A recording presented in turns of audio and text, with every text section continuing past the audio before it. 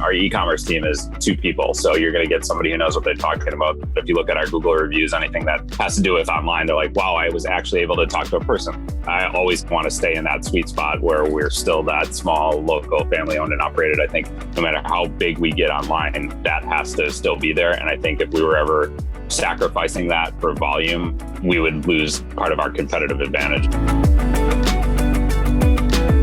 Within the last 5 years, outdoor gear company Sherper's has gone from less than 1% of its business revenue coming from e-commerce to now having a 50-50 split between in-store and online.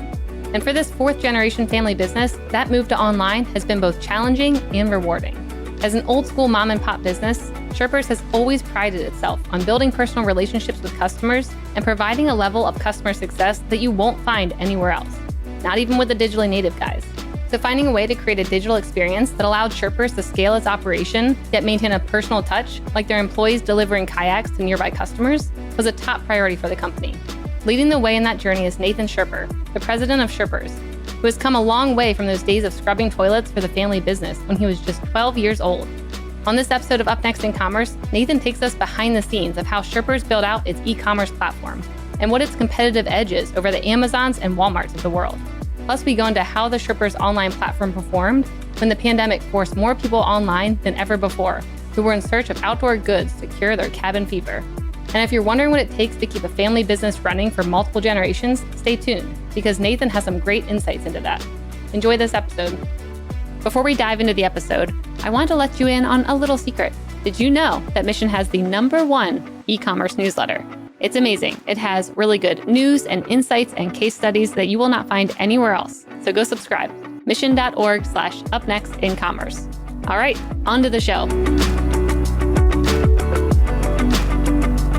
Really quick, I want to say thank you to our awesome sponsor, Salesforce Commerce Cloud. And I'm going to allow them to give you the inside scoop into some of the findings from their most recent State of Commerce report. Hi, this is John from Salesforce. Did you know that companies of all sizes and industries power their digital customer journeys with Commerce Cloud? Salesforce Commerce Cloud delivers B2B and B2C commerce, as well as order management around the globe. And with Commerce Cloud, you can engage with your customers anywhere and personalize interactions everywhere. Scale and innovate with ease and drive some serious growth for your business. And speaking of innovation, we recently surveyed nearly 1,400 commerce leaders and analyzed the consumer shopping and business buying behavior of more than 1 billion customers worldwide. And we uncovered emerging trends that will influence how companies can be successful and stay ahead in this ever-evolving landscape. To check out the trends we discovered, go to sfdc.co/commerce insights. That's sfdc.co/commerce insights, one word.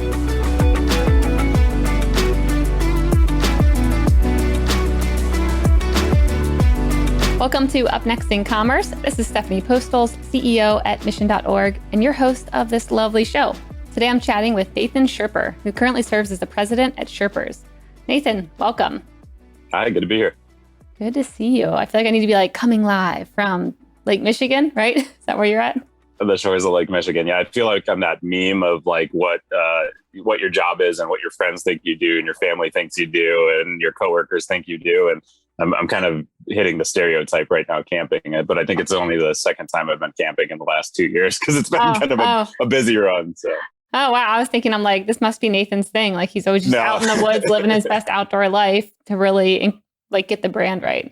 That's fun. So Sherper's is an outdoor retailer, 4th-generation family owned and operated. And I want to hear all about the background starting back in 1935, because we haven't had on many companies that have been family owned and operated for that long. And your company especially seems like it's gone through many transformations and changes over the years. And I was hoping you can kind of start with the story and, what was Sherper's doing back in the 30s?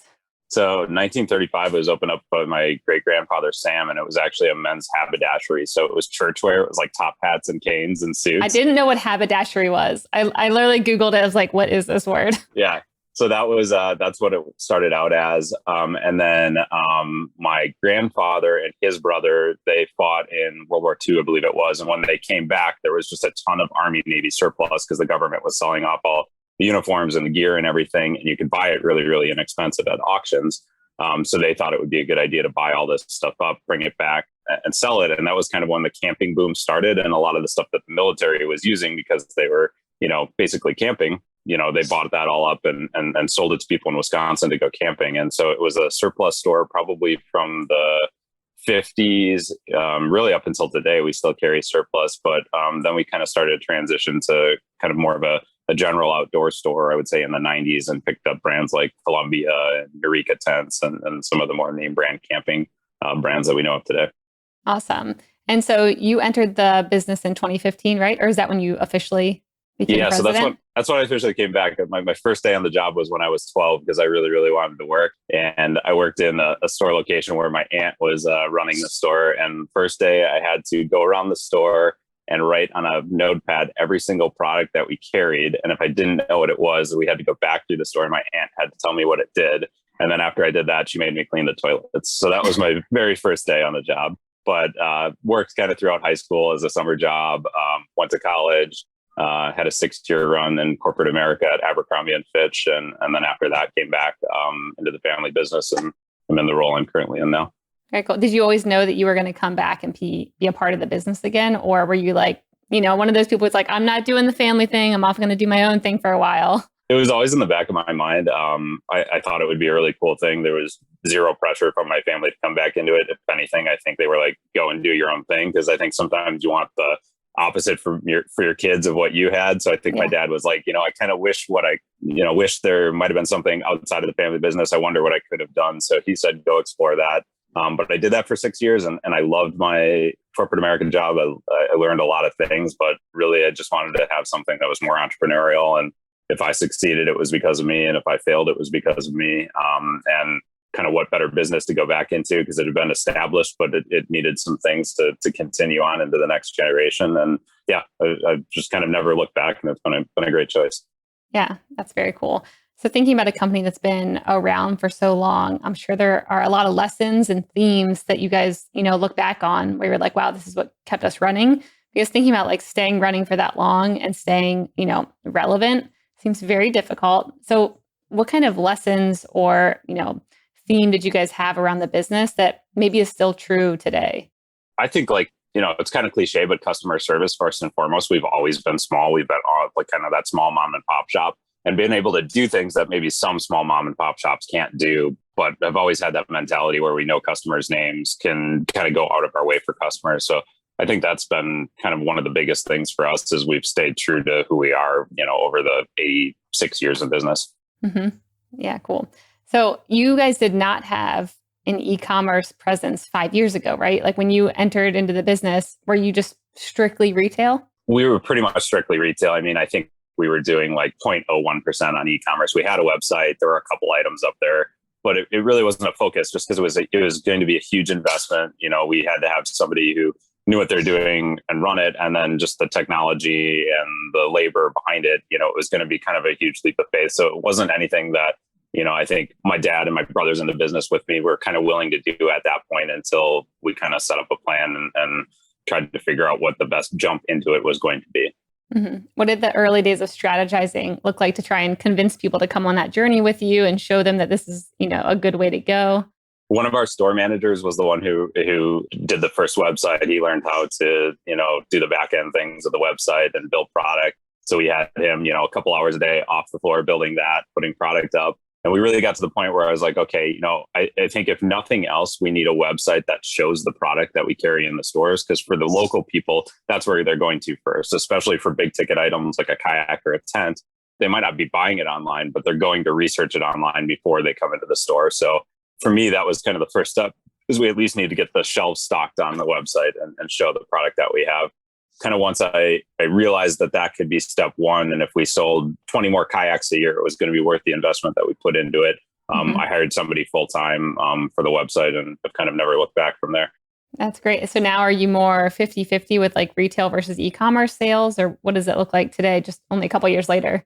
So in 2020, we were almost exactly 50-50, again, coming from less than 1% 5 years ago. Wow, very cool. And I'm guessing the whole pie also increased. It wasn't like, it cannibalized retail. Now you're just getting more access.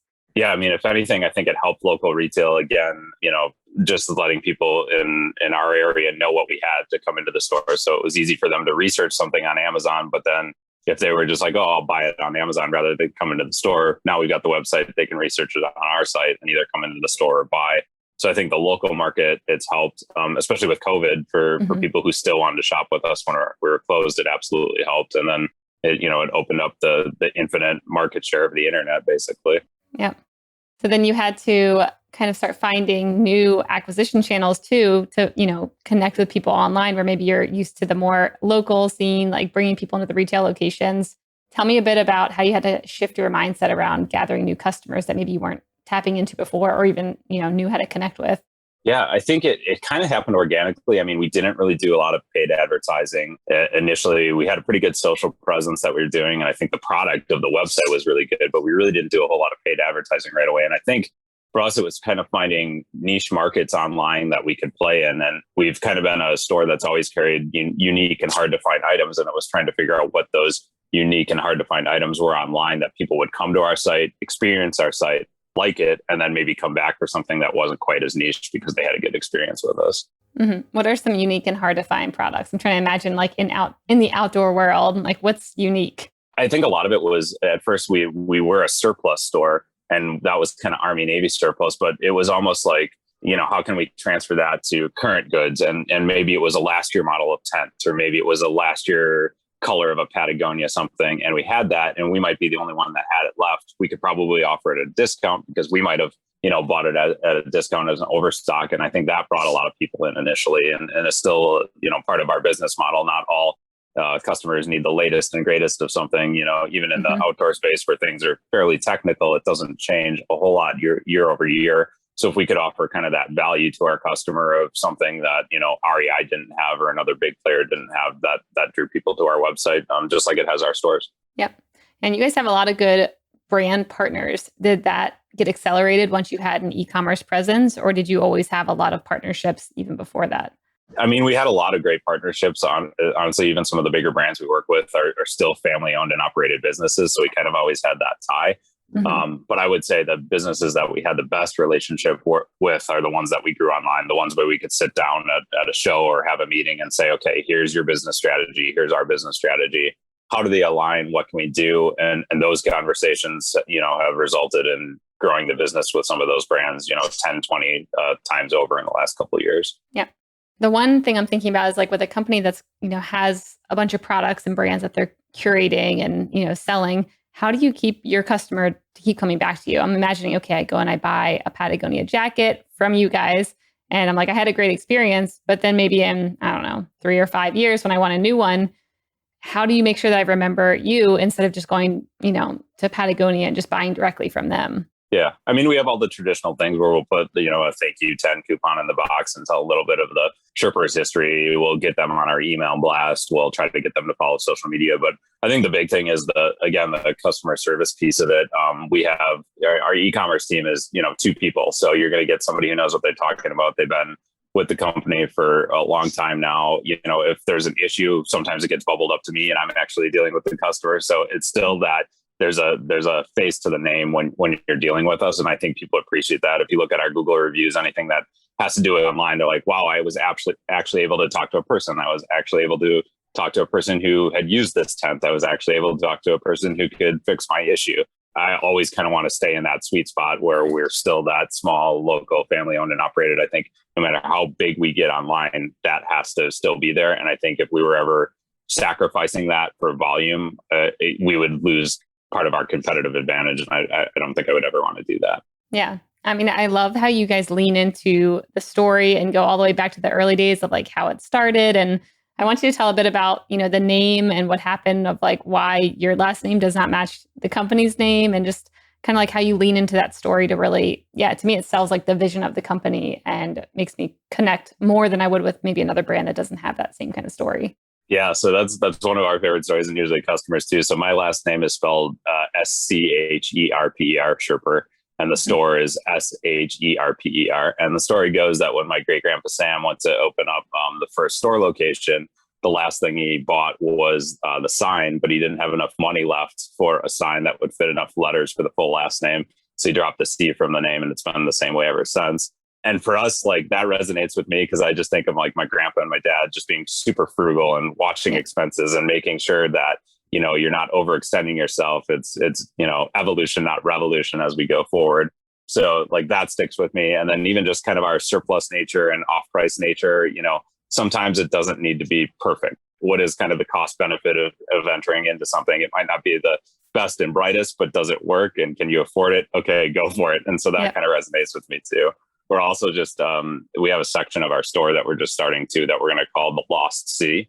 Mm-hmm. So it's the C that we dropped from the name, and it's our like clearance and off price section in the store to play up just kind of that savings mentality. So it's been a message that stuck with me for sure. Yeah. I mean, it's fun that you're finding new ways to incorporate the story and not changing it, but finding kind of new marketing ways to sell the story and connect with the consumer now that might be a little bit different than, what people wanted to hear about back in the 30s and 40s.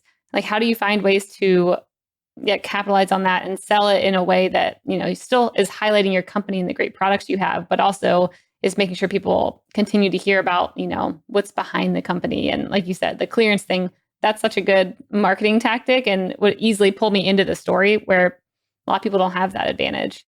Yeah. So I think, again, it's just like we are a small, locally owned and operated store. And, that's always been a message. I think, as of late, especially during COVID, I think that was a message. But I think people realize that they can get a different level of service from them than they can the Amazons of the world. And like, yes, Amazon is always going to win, or most of the time they're going to win on speed, but they're not going to do certain things. And one of the things that happened during COVID that we had always kind of done, but we played up, is we sell canoes and kayaks. While we were shut down, we did free delivery of all our canoes and kayaks within a 25-mile radius around the store. And actually, it ended up probably being 100 or 200 miles, and in some cases. And my brother and I just delivered boats to people. Oh my gosh! To keep things going, we had one trailer, we bought another trailer. And as people were buying boats, we said, okay, yeah, it can be, well, it'll be there tomorrow. If you buy it now, I'll have your boat there tomorrow. You don't have to come to the store. You don't have to worry about the rack for your car.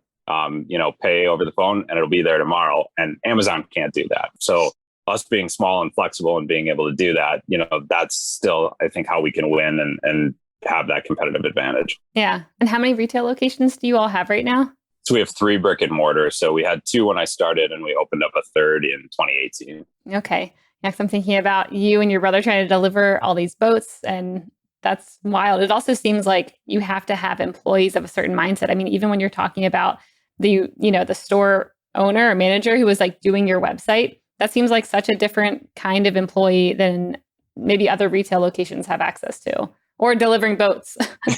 I mean, you hit it on the head. I mean, that's exactly it. Like everybody's day is different every single day, especially as the owner and president. My day changes all the time, but our e-commerce person, if we get 16 pallets of deliveries in one day and we've got to fit them in the background, she's down there unpacking boxes. If somebody's out sick and on the e-commerce team, my manager's filling in. So everybody knows kind of, what to do. And that can be frustrating sometimes because it pulls you away from work. And, I'm not going to say employees are always, super happy that they're working on one thing and get pulled to another, but they're always willing to do it. And that's really how I've hired, and how the people that have succeeded with us are just willing to do anything on any given day. And we've reaped the benefits from it because there's never, oh, that's not my job, or I wasn't trained to do that. It's just, okay, this is our company. This is our business. I'll do whatever it takes. How are you sourcing and recruiting people like that? Because a lot of people will come into an interview and say, oh yeah, I'll do whatever it takes. But then when it gets down to it, I don't think everyone does. So how do you identify that in someone? Like, what kind of qualities are you looking for? What questions are you looking for that'll find people who are, scrappy and have grit and ready to get their hands dirty, but then also, kind of be placed wherever? Like, what are you looking for? I mean, I think part of it is like we've had some longtime employees. So just yesterday, we celebrated the 20th anniversary of one of our employees. He started when he was 55. Now he's 75. Wow. We've had people for a long time. We've got another employee that's been there for 25 years that are not family members. And a lot of the family members have been there for a while. But I think everybody else is, I've always kind of hired on personality. Like, I think you can train people most things that they need to know. Or if somebody is really a go-getter, they can train themselves on something. Mm-hmm. So I think it's been personality. Our e-commerce person, as we were growing, she was one of the first people that, I didn't really know, and, had met off of, a job recruiting website, but the interview went really, really well. And I liked her. And she worked for us for about a year and she really liked it. And she said, my husband's kind of thinking of a new career. Would there be something at Sherper's that you think he would work for him? And I was like, well, I hadn't met him a couple times. And I was like, yeah, let's talk. And, he was a great guy. She was obviously awesome for me and married to him. So I was like, yeah, let's hire him. We'll figure out something for him to do.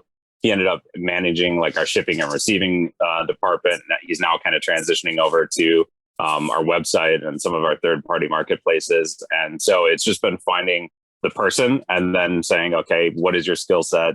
What are you willing and able to do? And, here's the job, and it's probably going to change next year. And as long as you're willing to do that, we'll keep growing. Yep. Oh, I love that. It's more focused on, personality and mindset. And like, as long as you can learn, you'll be good. So yeah, I like that.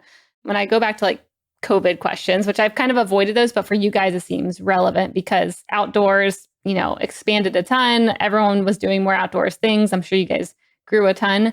What were some of the challenges this past year and a half or so around probably getting a lot more interest and sales and new customers coming in and, inventory things? Like what kind of challenges do you guys experience? Yeah, I mean, like take one step back. The first challenge was, March of last year, are we going to be around for another year? I think that was the big thing. And, I had a date on the calendar where it was like, okay, if we can't do the revenue that I'm expecting us to do, what we're going to do. And then all of a sudden it was kind of with this boat thing that I was talking about, the deliveries. I was going into the store and just doing some things at the store, paying bills and kind of get ready for when we were open up and the phone was ringing off the hook. It was like, I was just so upset that I couldn't reach those customers. So I ended up having the store at the phone at the store rerouted to my cell phone. So I was getting all the calls. And all of a sudden I was like, every day somebody was like, do you sell kayaks? Do you sell kayaks? Do you sell kayaks? And for me, it clicked. It was like, oh my God, this is all anybody is going to want to do is go outside. Yeah. So probably 2-3 weeks into lockdown, I was like, okay, we need to beef up. We need to go after this inventory. I hadn't canceled any of my orders because I didn't want to do that to my vendor partners. I kind of wanted to see what was going to happen.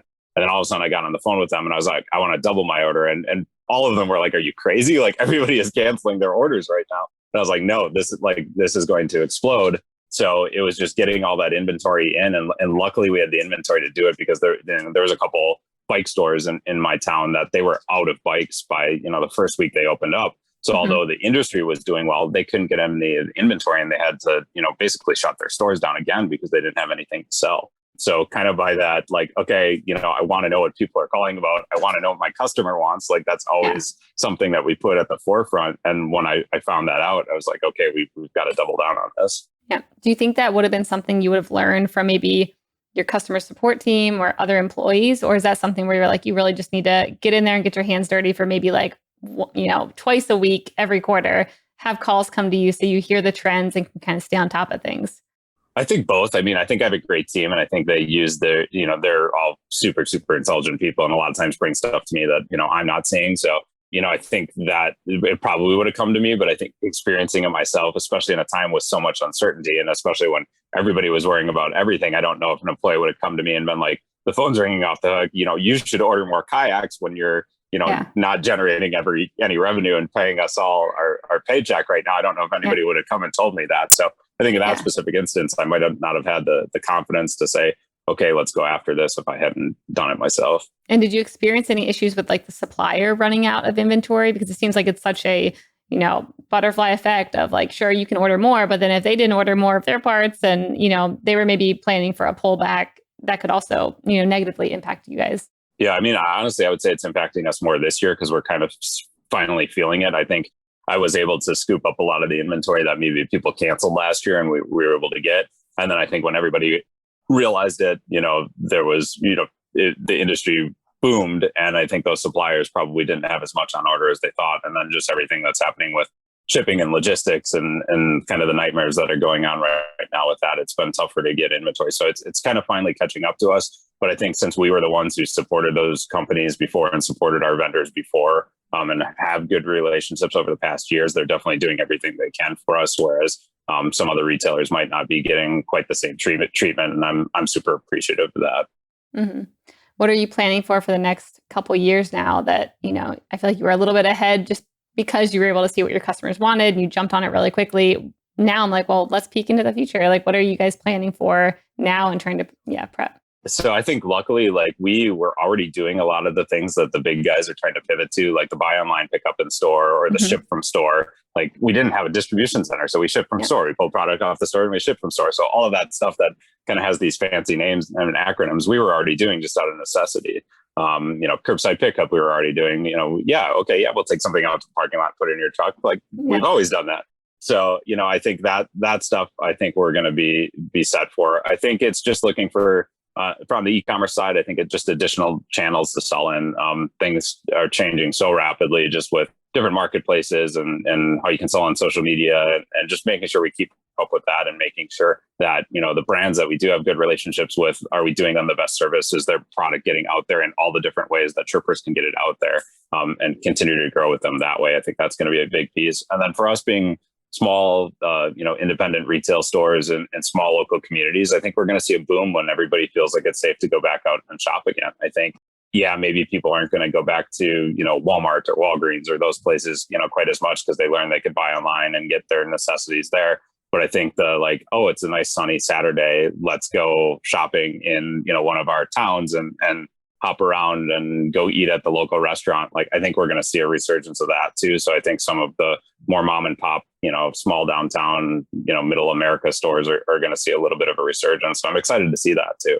There's definitely a lot of pent up demand, I think, for people wanting to get back in person and be together and, experience going to a store and, being able to see the curated collections and doing all the things that they haven't been able to do in a while. How are you all thinking about creating that environment, or maybe just leaning back into it when you haven't done it for a little while, and doing new things? Yeah, I think it's leaning back into it. And I think even just like, we had decent traffic, in our stores. We've got fairly big stores and they're never super crowded. So we've had a decent amount of people come back, in even after the lockdown. But I think just leaning back into that customer service and just like dealing with real life human beings, I think like everybody's getting Zoom fatigue and a little bit of work from home fatigue. Like, yeah, it's nice. And yeah, we might want to continue on with it a couple days a week, but we don't want to be, sitting in our underwear at our desk on Zoom 5 days a week. Like, we want to go back to a little bit of normalcy with that. So I think it's the same thing. Like, okay, yeah, Amazon was great. The getting grocery delivery was great, but like, it's also great to go into a store and talk to somebody who knows what they're talking about. And maybe they talk you into something that you weren't necessarily thinking. You thought you wanted this tent, but after talking through it with a human being who's been in the tent, who can tell you their stories of why they like something, that experience you maybe haven't been having over the last couple months. So I think just, again, leaning back into that is going to be key for us. Yeah, I agree. It makes me think of this one show I watched. I think the guy is like Tim Allen's in it, with like the whole outdoor world show. And it reminds me of, I forget what the other store is, but I'm not obviously big in outdoor stores, but you walk in there and it's like a thing where you're like, it's like Costco. Like, I'm going to commit an hour to walk through the store and see all the new products and talk to people. Like, I'm committed when I go into stores like that. And yeah, I love thinking about like different partnerships and events and just where the world could be in another, hopefully 6 months, to where we can get back out there and explore again. Yeah, absolutely. So when you've been going through this e-commerce journey, launching a website, like, what are some lessons that you've gotten from going through that experience these past couple of years, and what are you doing differently now? Yeah, that's a good question. I don't know. I think I've always been kind of like, we need to evolve. I want to evolve, but I've kind of been cautious as we jump into stuff. And I think the biggest thing was, trying to figure out, what's the investment going to be? And if it doesn't work out, what would the effect be on the business? If we threw X amount of dollars at something and that never came back in, what would that happen? And I think, in one sense, I think it's been good because we've been cautious, and the things that haven't worked out, that haven't hurt us that much, and the things that have worked out have been awesome. But just kind of continuing to, seek those things out and understand what they are. And, that's it. It's something that, just knowing that different things are out there, and our potentials and possibilities is important. So doing as much research as I can and what might help us grow, especially from the e-commerce standpoint. Yeah. So what experiments haven't worked out, and what things are you betting big on right now that you're excited about? I think the one thing that we did is we went fairly heavy into paid digital advertising at some point, and we still do it. But I think, kind of like we were talking about, how can we win against, Patagonia selling direct or Patagonia and REI? Well, we kind of went after that at one point, and pretty quickly I realized we can't compete. Like, we don't have the advertising budget to compete on Patagonia's #1 jacket. So I think that was probably one of the biggest lessons that we entered into and said, okay, although that's working for some of the big guys and people are, the Google shopping ads are, huge for some people, that wasn't going to work for us. So I think that was probably the biggest learning. And I think for us, it's looking at just technology that's going to help us scale and help us still have the service level we do, still have the feel that we do, but kind of be able to handle like some of the back end logistics. So I think that's the biggest thing. Last year, we made a decent amount of investment in it. And then kind of coming out of COVID, we've made a little bit more investment in some of those things just to have us be able to handle the volume that we saw over the past year. Yeah. Are you looking into different types of content? Because to me, that feels like a more level playing field now where you can compete against the bigger brands, because it's essentially like who's more creative, who has the better TikTok videos, who can kind of like, hone in their community and their tribe to follow them wherever they go. Like, how have you guys thought about things like that maybe aren't as costly and you can actually compete? Yeah. I think that's like the biggest low hanging fruit for us. I mean, we do a good job of social media, just posting and feeling very authentic and natural, but it's not something we spend a ton of time on. And I think it's kind of always like an afterthought. And we have Facebook, we have Instagram, but we really haven't started up Snapchat or TikTok. And our customer demographic, at least in the stores, has always been a little bit older. So it was like, okay, if we do that, most of our customers are going to laugh. They don't even know what TikTok is. Yeah. But it's how can we get that next customer? And now when we're expanding into the e-commerce world, there's a whole huge untapped market there. So I think that's a low hanging fruit for us and something that we talk about a lot. And I think at some point that'll probably become somebody's full-time job. And I think that's one of those things. Okay, do we want to hire somebody on, have another salary on the books for social media manager, or can we kind of get by and have everybody do it a little bit? And then, what's worked for me in the past is at some point we'll be like, okay, this isn't working. We're at the point where we can see we're getting the returns on it. I don't have enough time to do it anymore. My e-commerce manager doesn't have time to do it anymore. My warehouse manager, who is helping out a little bit, doesn't have time anymore. So, okay, we need to invest in this person. And we've been lucky because every time we've done that, we've kind of find the perfect individual for that. So yeah, I would say in the next year or so, I could see that happening for sure. Yeah. I'm imagining a whole screenplay of like your guys' story and starting up and changing the business and, going through its ups and downs, and seems like a catchy, good product placement type of piece of content to create that would be evergreen and continue to have returns for a long time, just because the story is so different than, a lot of other brands. Absolutely. I love that. I also, it's fun thinking about all your employees chipping in, like your warehouse manager doing social media and stuff or whatever it may be. That's great. So did you have to change your back-end logistics once you went, into the world of e-commerce? Before, it sounded like you were pretty local based and, you were shipping from your stores. Once you have, orders coming in from Florida and California and Seattle, like how did you think about adjusting your back end to meet those needs? Yeah, absolutely. And I think it was a lot of it was like research and setting some of those things right away. But usually it was a problem would occur and we'd be like, okay, there's got to be a solution out there to fix this problem. And 9 times out of 10 there was, because somebody had experienced it before us because we were a little bit later to the game. But there was a lot that went into it. I mean, I think it was 10 years ago that we computerized the business. Before that, it was just like an old register. Like there was nothing. There was no inventory, anything like that. So that was before I came in. But that was kind of the first big thing, is that we actually computerized everything. And then when I came in, it was switching over our website host. That was a big thing for us. And our stock in stores didn't sync with our stock online. So working with our point of sale system, we've got a great point of sale system that it's a small, independently owned and operated thing. So if we want anything, we go to him and say, hey, we need this to work with this. Can you do it? And 9 times out of 10, again, he's able to do that. So that's been great for us. So it was syncing that stock right away. And then I think a lot of it then was on the back end of, okay, how do we manage all these orders coming in from different places, with stock being in different store locations, and some of the software that's out there has been, great for us. But that had been some of the bigger investments in the last year, especially as volume went up, because there were times where you could kind of limp along and we were okay and we weren't making mistakes. But all of a sudden, if we were shipping for, 5 packages in my smallest store location to 30 packages a day, and there's only 2 or 3 employees who are working there, it needs to be as simple as possible to be able to keep up with that. So, it's something that kind of came out of necessity. Yeah. Well, now that you're quite a few years in, if you were to look back from when you're first starting out, what kind of advice would you give yourself from knowing what you know now?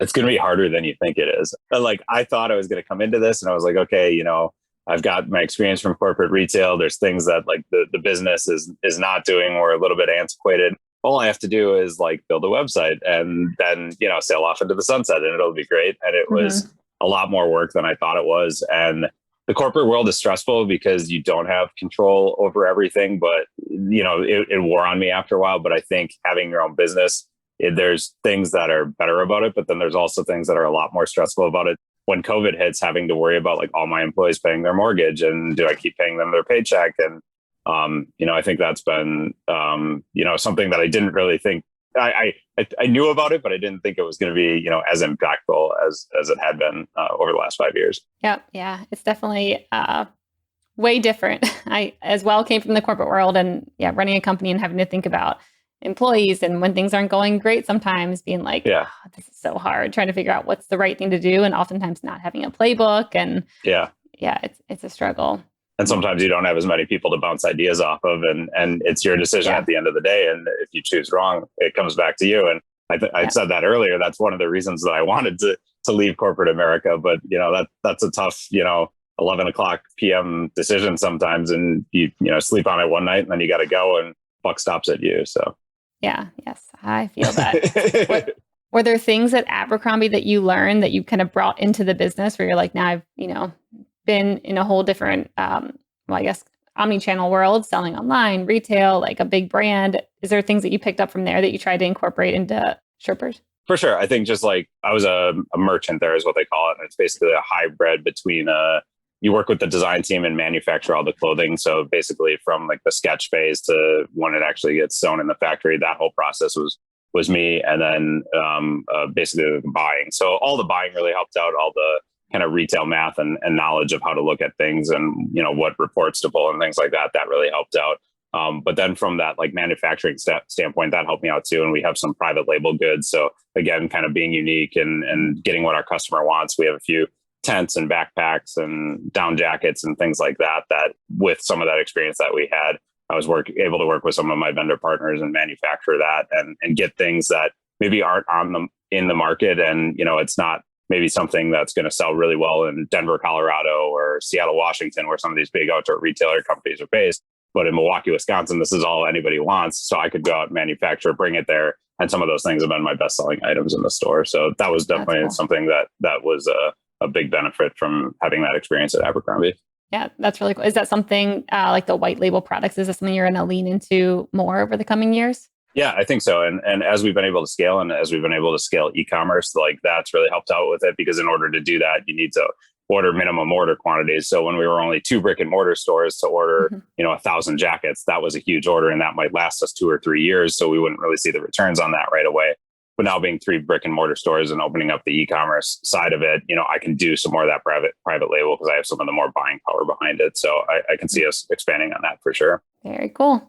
All right, well, let's jump over to the lightning round. The lightning round is brought to you by Salesforce Commerce Cloud. This is where I'm going to ask a question and you have a minute or less to answer.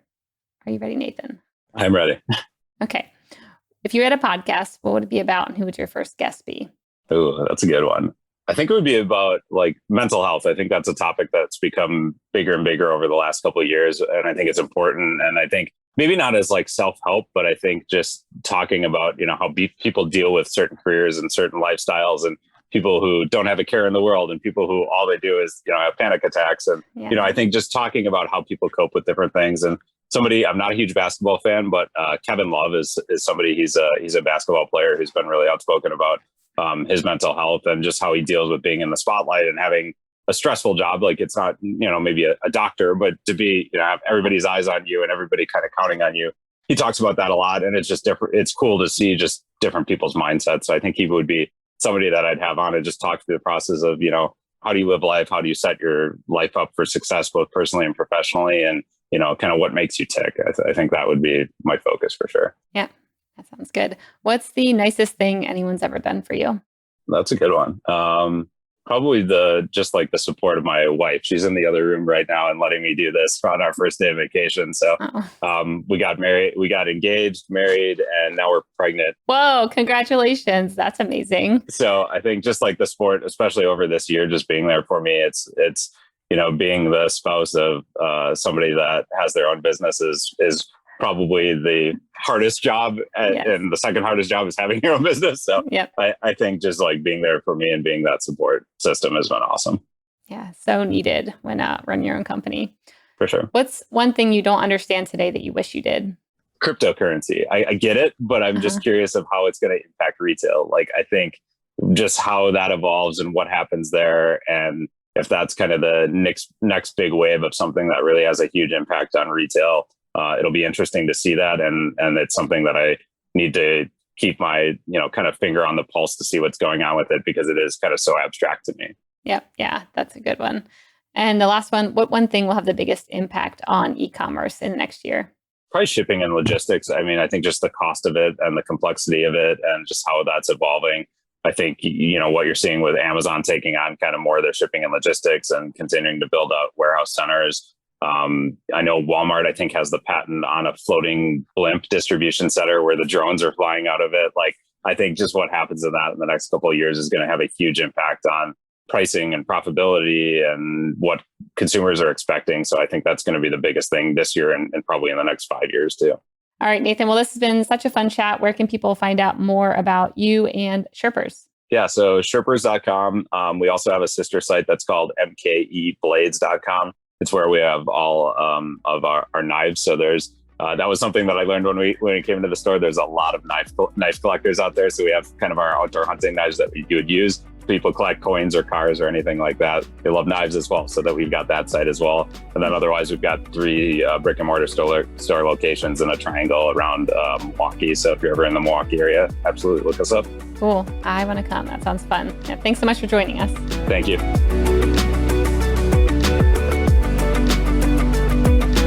Hey everyone, I hope you enjoyed this episode. If you did, you'll probably also love our e-commerce newsletter. To get it delivered straight to your inbox every week, sign up at mission.org/upnextincommerce. Up Next in Commerce is brought to you by Salesforce Commerce Cloud and created by the team at mission.org. Subscribe now at Apple Podcasts or wherever you listen to podcasts.